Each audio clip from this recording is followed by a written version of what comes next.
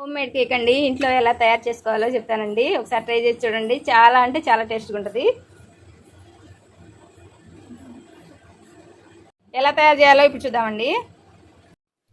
Hello అండి. ఈరోజు మనం కేక్ చేసుకుంటున్నాం అనమాట. కేక్ కావాల్సిన వస్తువులు చూడండి.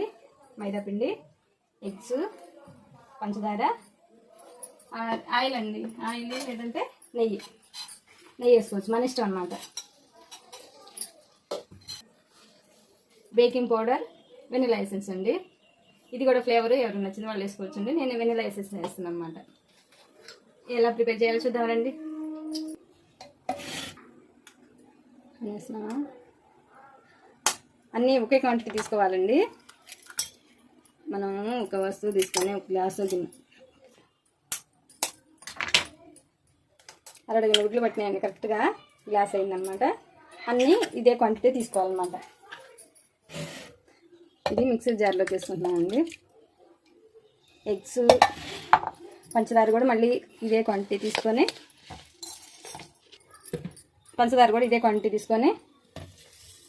జార్లో తీసుకొని ఇది మిక్సీ పట్టుకోవాలండి. బాగా మిక్సీ పట్టాక అప్పుడు మైదా,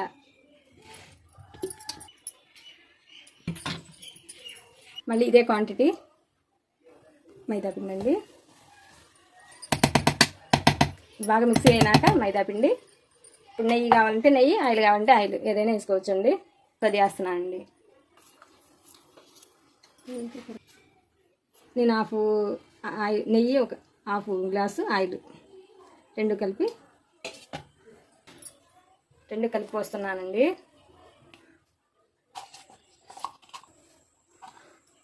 ఒక హాఫ్ స్పూను బేకింగ్ పౌడర్ అండి. ఫ్లేవర్ కోసం వెనిలా ఎసెన్స్ అండి. ఎక్కువ అవుతుంది, ఒక హాఫ్ స్పూన్ వేసుకోండి, సరిపోతుంది. ఇవి వేసినాక ఎక్కువసేపు మిక్సీ అవసరం లేదండి. కొంచెం ఒక తిప్పి ఆపేస్తే సరిపోతుంది అనమాట. ముందే బాగా మిక్స్ చేసుకోవాలన్నమాట. మిక్సీ వేసాక బ్యాటర్ ఇలా రెడీ అయిందండి. ఇప్పుడు కేక్ పాన్లో కొంచెం నెయ్యి వేసుకొని కొంచెం అంతా స్ప్రెడ్ అయ్యేలాగా పెట్టుకుంటే అంతకన్నా ఉండద్దండి కేకు.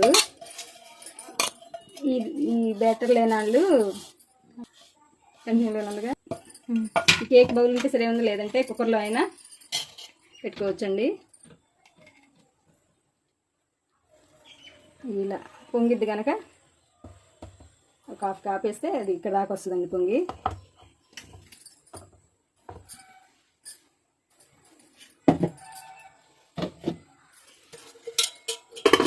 మనం ఇసుక ముందుగానే హీట్ చేసుకుంచుకొని దీని మీద పెట్టుకున్నామండి. సిమ్లో పెట్టుకోవాలన్నమాట. హాఫ్ అన్ అవర్ పట్టుతుందండి ఉడికేసరికి. కేక్ చక్కగా కాలి వాసన వస్తుందండి. అప్పుడు ఆఫ్ చేసుకోవాలంట. మర్చిపోయాండి, సగం అయినాక పొంగుతుంది కదా, అప్పుడు డ్రై ఫ్రూట్స్ కూడా వేసుకుందాం, చూపిస్తాను మీకు మళ్ళీ. చూసారా, ఇప్పుడు సగం కాలింది కదండి. ఇందులో దీనిపైన ఇప్పుడు డెకరేషన్కి జీడిపప్పులు, బాదం పప్పులు అనమాట పలుకులు చేసుకొని వేసుకోవాలండి. ముందు వేసేస్తే ఎక్కువ కాలిపోయినట్టు ఉంటాయి అన్నమాట, లోపలికి వెళ్ళిపోతాయి. ఇలా అయితే పైన చుట్టని బాగుంటాయి. కావాలంటే కొంచెం ఎక్కువ వేసుకోవాలనుకుంటే మనం మిక్సీ వేసుకున్నప్పుడే ఆ పిండిలో, ఆ బ్యాటర్లో వేసుకున్నాం అనుకోండి, అంతా తగులుతూ ఉంటాయి పలుకులు మనకి. ఇదండి, పైన కలర్ వచ్చేదాకా ఉంచుకుందాం అనమాట. మళ్ళీ చూద్దామండి. ఇదిగో కేక్ రెడీ అయిందండి. ఇలా కలర్ వచ్చాక ఆపేసుకోవాలండి.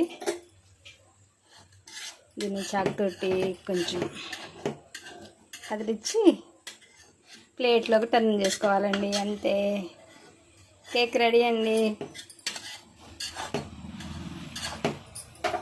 ప్లేట్లో టర్న్ చేసుకున్నాము.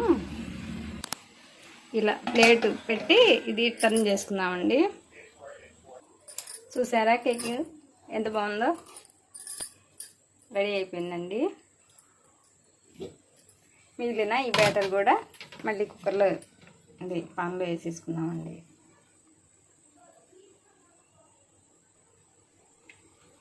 ఈసారి చిన్నదే వస్తుంది అన్నమాట.